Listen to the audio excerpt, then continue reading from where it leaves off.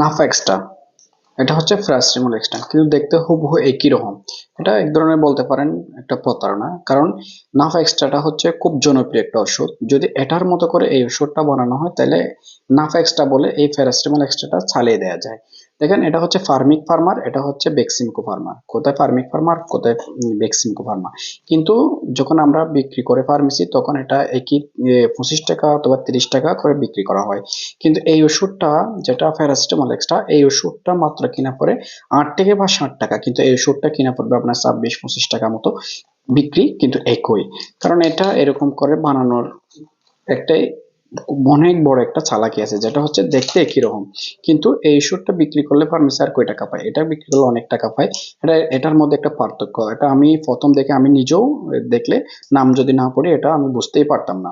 একটু দেখে শুনে কিনলে আপনি অরিজিনাল ওষুধটা পাচ্ছেন। এটা হচ্ছে সচেতনমূলক একটা পোস্ট। আপনি যখন নাফা এক্সট্রা কিনতে যাবেন, দেখবেন এটাকে আপনাকে প্যারাসিটামল এক্সট্রা বলে চালিয়ে দিতে পারে। কিন্তু সেজন্য আমি খুব প্রয়োজন মনে করছি, তাই আপনাদেরকে এটা দেখালাম। ভিডিওটি একটু শেয়ার করে দিবেন যেন সবাই এটা বুঝতে পারে।